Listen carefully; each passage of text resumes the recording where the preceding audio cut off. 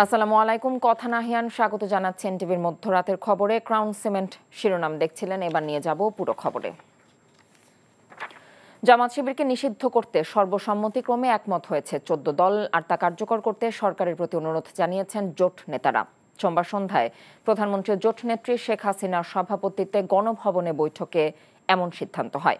সভায় বিএনপি জামাতকে জঙ্গিবাদী দল আখ্যা দিয়ে প্রধানমন্ত্রী বলেন, বাংলাদেশকে ধ্বংস করাই তাদের মূল উদ্দেশ্য। একই স্থানে অন্য এক সভায় প্রধানমন্ত্রী বলেছেন, বহির্বিশ্বে বাংলাদেশের সুনাম নষ্ট করতে পরিকল্পিতভাবে নাশকতা চালানো হয়েছে। আরো জানাচ্ছেন মুকসিমুল হাসান। এখন জন্ম সনদ দিয়ে খোলো বিকাশ স্টুডেন্ট অ্যাকাউন্ট। নিজের বিকাশ নিজে কর। সালের পর থেকে কোটা আন্দোলনকে ঘিরে সহিংসতায় ঢাকা বিশ্ববিদ্যালয় সহ বিভিন্ন শিক্ষা প্রতিষ্ঠানের নির্যাতিত ছাত্রলীগ নেত্রীদের সাথে মত বিনিময় করেন প্রধানমন্ত্রী ও আওয়ামী লীগ সভাপতি শেখ হাসিনা। এ সময় সরকার প্রধান বলেন, অতীতের যে কোনো সময়ের চেয়ে আওয়ামী লীগ ক্ষমতায় থাকা অবস্থায় শিক্ষা প্রতিষ্ঠানে সেশন জট, সন্ত্রাস এবং নৈরাজ্য কমেছে, অথচ দেশকে ধ্বংস করতে আন্দোলনের নামে সহিংসতা চালানো হয়েছে। আসলে এটা তো রাজনীতি কিছু না, এটা সম্পূর্ণ জঙ্গিবাদী কাজ, একেবারে জঙ্গিবাদী কাজ। এটা হলো দুর্ভাগ্যের বিষয় যে উদ্দেশ্যটা তো এখন বোঝা যাচ্ছে যে এটা কোটা কোনো ইস্যু না। একে যে কটা প্রতিষ্ঠান বাংলাদেশের জনগণের সেবা দেয়, যে কতটা প্রতিষ্ঠান বাংলাদেশের মানুষের জীবন মান উন্নত করে, সেটাই ধ্বংস করা, অর্থাৎ বাংলাদেশটাকে যেন ধ্বংস করে ফেলা, এটাই তাদের। এবার আর এখানে যারা ওই শিবির, ছাত্রদল, বিএনপি, জামাত, এরাই কিন্তু, এবং জঙ্গিরা এরাই কিন্তু আজকে আমাদের উপর থাবা দিয়েছে। পরে একই স্থানে 14 দলের নেতাদের নিয়ে সভা করেন জোটনেত্রী প্রধানমন্ত্রী শেখ হাসিনা। এ সময় তিনি বলেন, সম্প্রতি কোটা আন্দোলনের নামে যে সহিংসতার নৈরাজ্য হয়েছে তার সবই ছিল উদ্দেশ্য প্রণোদিত। সেই সাথে সরকার প্রধান বলেন, জনগণের সেবা, বিশেষ করে মানুষের জীবনমানের উন্নয়নের সাথে সম্পৃক্ত প্রতিষ্ঠানগুলোকে ধ্বংস করতে পরিকল্পিতভাবে হামলা চালানো হয়। আজকে যেখানে যাবে বাংলাদেশ শুনলে একটা সমীকরণ এবং মর্যাদার সাথে থাকে, কিন্তু তাদের এই আন্দোলন করে আর আমাকে খাটো করতে যে বাংলাদেশটাকে কোথায় টেনে নামালো, সেটা একবার বোধহয় তারা চিন্তা করে না।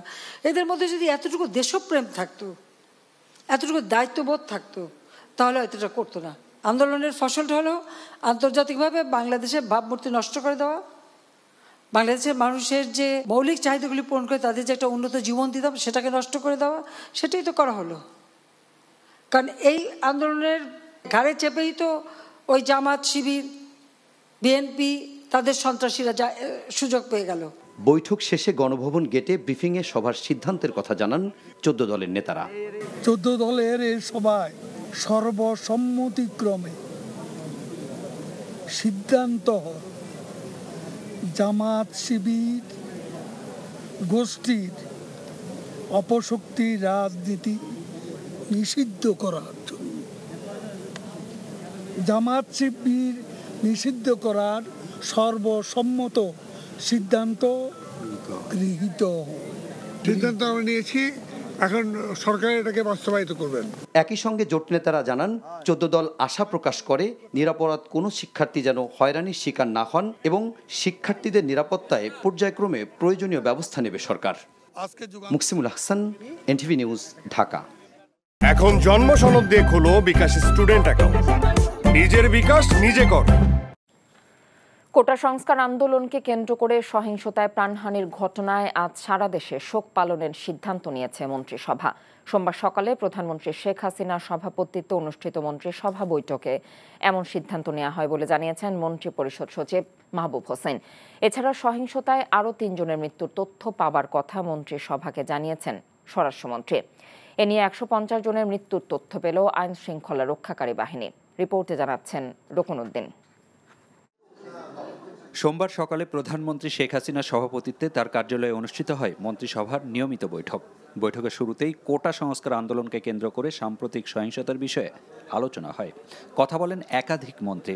পরে সহিংসতায় নিহতদের স্মরণে শোক প্রস্তাব গ্রহণ করে মঙ্গলবার দেশ জুড়ে শোক পালনের সিদ্ধান্ত নেওয়া হয়েছে বলে পরে ব্রিফিংয়ে জানান মন্ত্রিপরিষদ সচিব। কোটা আন্দোলন নিয়ে যারা হতাহত ঘটনা, যারা নিহত হয়েছেন, তাদের জন্য একটি শোক প্রস্তাব গ্রহণ করেছেন। সেই শোক প্রস্তাবটা আনুষ্ঠানিকভাবে নেওয়া হয়েছে। আর দ্বিতীয় যেটা করা হয়েছে, সেটা আগামীকাল দেশব্যাপী শোক পালন করা হবে। এবং সেই শোক পালন অংশ হিসাবে কালো ব্যাজ ধারণ করা হবে এবং মসজিদে দোয়া, মন্দির, গির্জা, প্যাগোডায় প্রার্থনা করা হবে। বৈঠকে স্বরাষ্ট্রমন্ত্রীর দেয়া প্রতিবেদনে আরও ৩ জনের মৃত্যুর তথ্য পাওয়ার কথা জানিয়েছেন বলেও জানান মন্ত্রিপরিষদ সচিব। কোটাবিন্দু আন্দোলনের নিয়ে যে পরিস্থিতি সৃষ্টি হয়েছে সেখানে স্বরাষ্ট্রমন্ত্রী মহোদয় তরফ থেকে একটি প্রতিবেদন উপস্থাপন করা হয়েছিল এবং সেখানে অন্যান্য মন্ত্রীগণও তাদের তরফ থেকে বিস্তারিত তথ্য উপস্থাপন করেছেন। আজকের উনি সবাই বলেছেন, গতকালকে বোধহয় 147 বলেছিলেন, আজকে বোধহয় আরও 3টি যোগ হয়েছে 150 উনি বলেছেন। এছাড়া এ বছরের এপ্রিল থেকে জুন পর্যন্ত মন্ত্রিপরিষদ বিভাগ কর্তৃক বাস্তবায়ন করা সিদ্ধান্ত মন্ত্রিসভাকে অবহিত করা হয়েছে বলেও জানান মাহবুব হোসেন। এই সময়ে 60টি সিদ্ধান্ত গৃহীত হলেও 39টির বাস্তবায়ন হয়েছে এবং সংসদে 4টি আইন পাশ হয়েছে বলে জানান তিনি। Roknuddin, NTV news, Dhaka.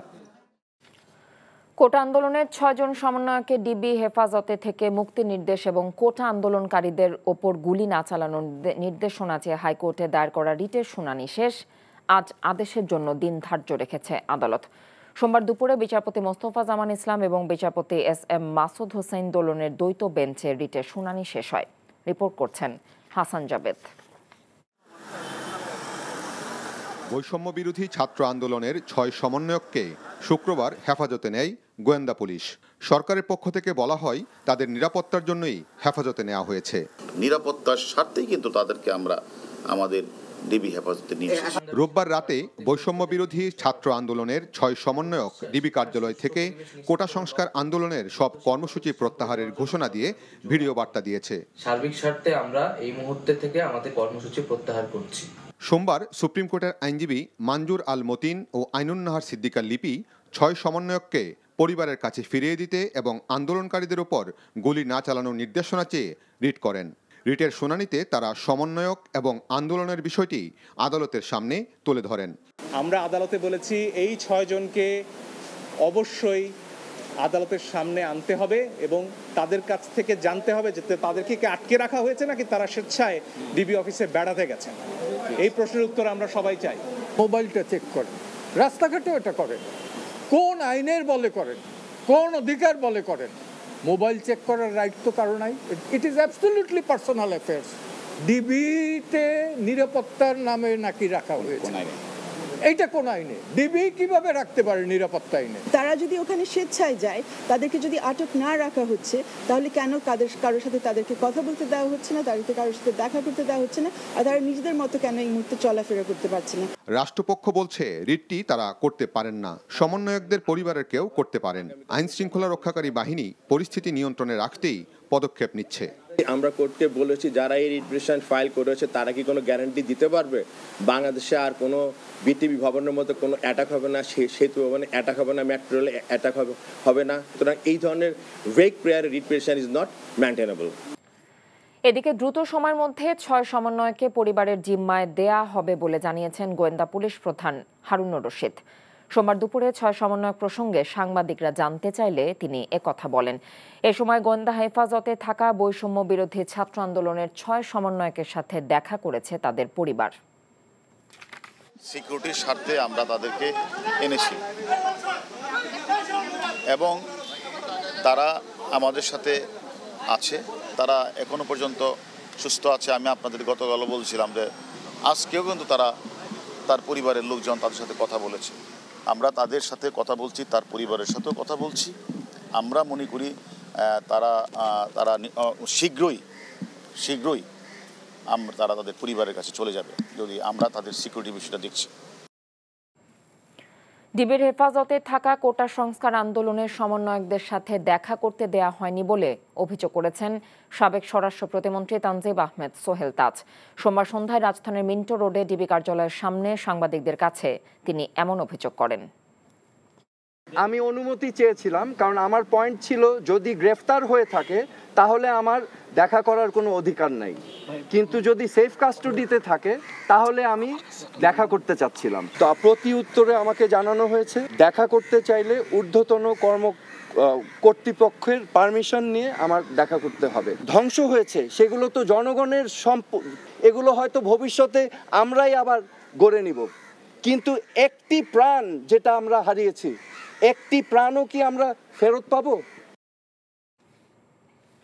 কোটা সংস্কার আন্দোলন সরকারের ভিত নড়িয়ে দিয়েছে বলে মন্তব্য করেছেন বিএনপি মহাসচিব মির্জা ফখরুল ইসলাম আলমগীর।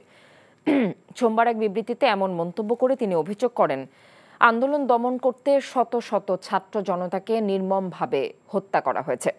সরকারের দেয়া তথ্যে হত্যাকাণ্ডের প্রকৃত সংখ্যা গোপন করা হয়েছে অভিযোগ করে সঠিক তালিকা প্রকাশের দাবিও জানিয়েছেন বিএনপি মহাসচিব।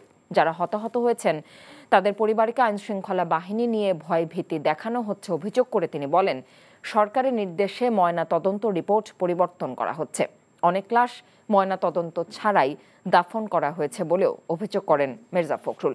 মিথ্যাচার করে প্রকৃত সত্যকে আড়াল করা যাবে না মন্তব্য করে সব ঘটনার দায় দিয়ে ক্ষমতাসীনদের পদত্যাগের দাবি জানান বিএনপি মহাসচিব। এছাড়া ব্লক রেড দিয়ে শিক্ষার্থী ও বিরোধী নেতাকর্মীদের গ্রেফতার করা হচ্ছে বলে অভিযোগ করে এর নিন্দাও জানিয়েছেন তিনি।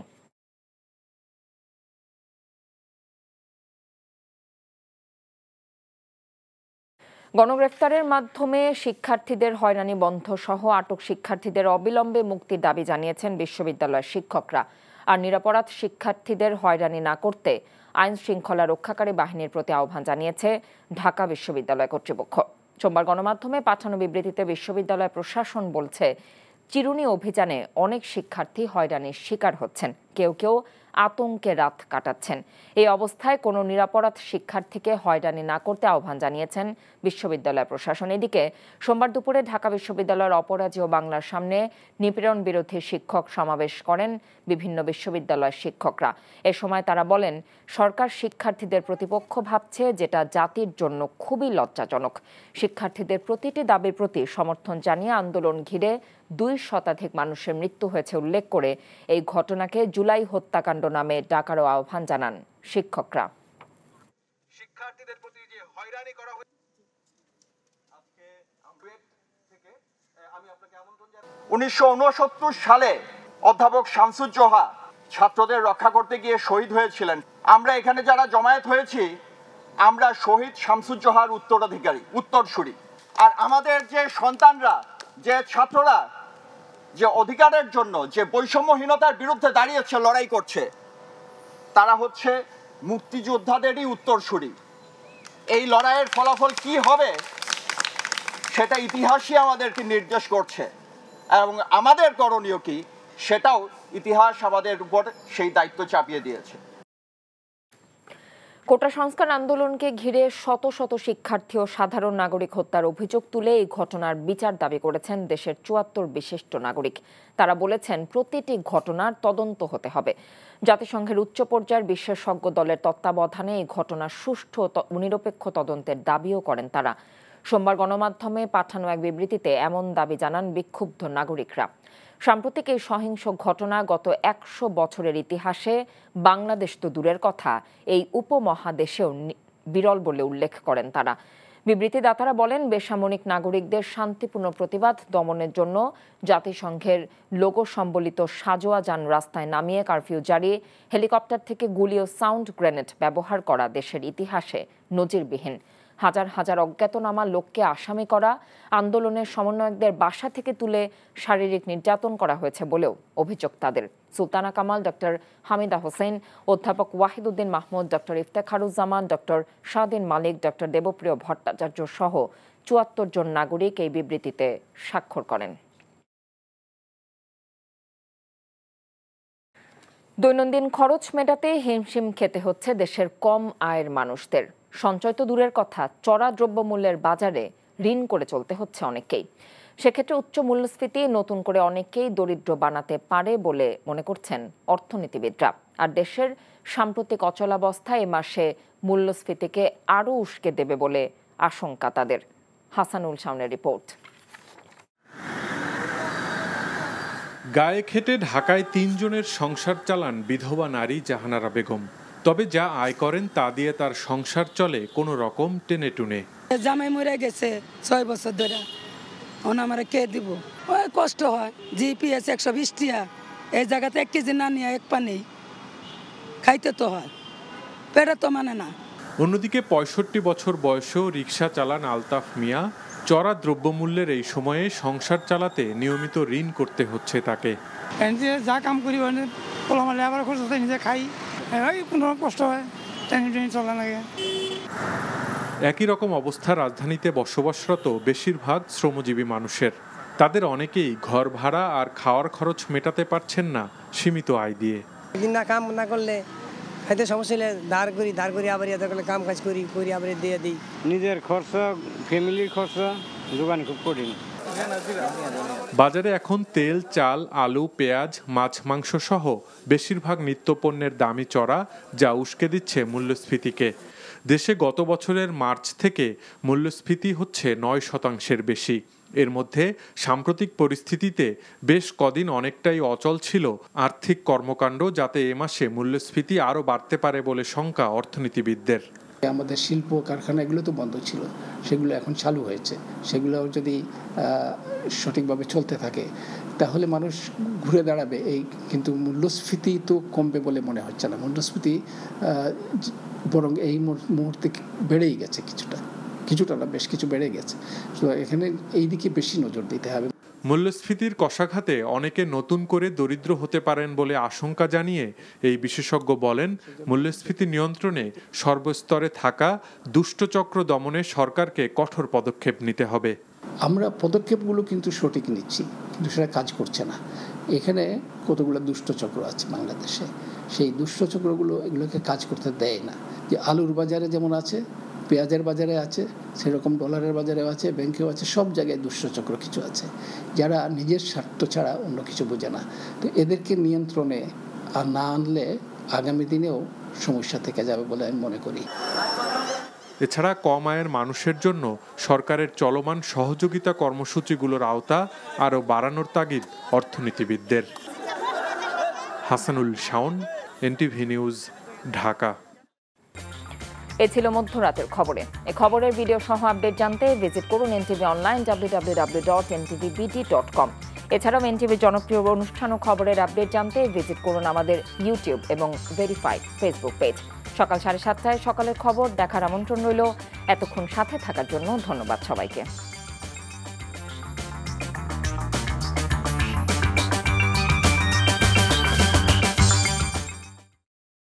এখন জন্ম সনদ দিয়ে খোলো বিকাশ স্টুডেন্ট অ্যাকাউন্ট।